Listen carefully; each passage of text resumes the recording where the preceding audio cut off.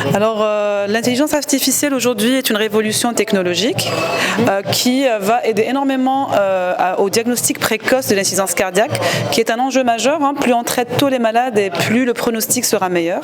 Donc, si on a la possibilité, par exemple, en Algérie, de détecter très tôt les insuffisances cardiaques, de par les paramètres d'intelligence artificielle qu'on mettrait à disposition des généralistes, de certains techniciens de la santé, ça pourrait aider les patients à avoir un diagnostic précoce, mais aussi avoir certains paramètres pour consulter en urgence. Donc on pourrait assurer une télésurveillance et le suivi des malades serait plus simplifié, surtout dans les endroits où on n'a pas accès aux soins comme les grands pays comme les nôtres.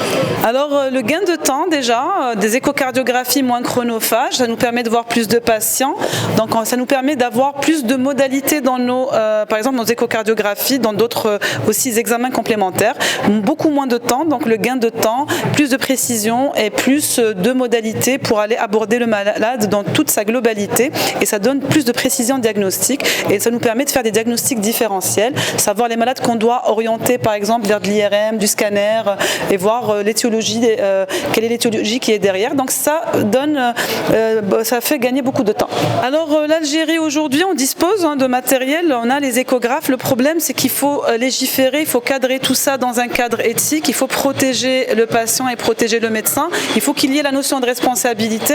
L'intelligence artificielle ne va pas tout régler, donc il faut qu'il y ait la notion de responsabilité et aussi la préservation du secret médical. Donc il faudrait qu'on mette un cadre éthique pour valider déjà les outils, valider l'IA dans ce qu'on fait et avoir des registres, etc. pour pouvoir prendre en charge et suivre nos malades.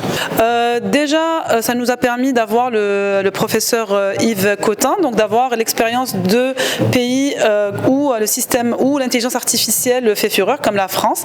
Donc ils ont les mêmes problèmes que nous, le problème d'éthique et de préservation des données des malades. Et on voit que certes l'intelligence artificielle fait gagner du temps, mais on a toujours besoin de cette expertise du médecin. Donc la médecine demeure un art et on voit que ça ne pourra pas remplacer l'humain et que ça va nous faire gagner du temps, nous permettre de voir plus de malades. Et moi je reviens toujours à mon pays qui m'est cher.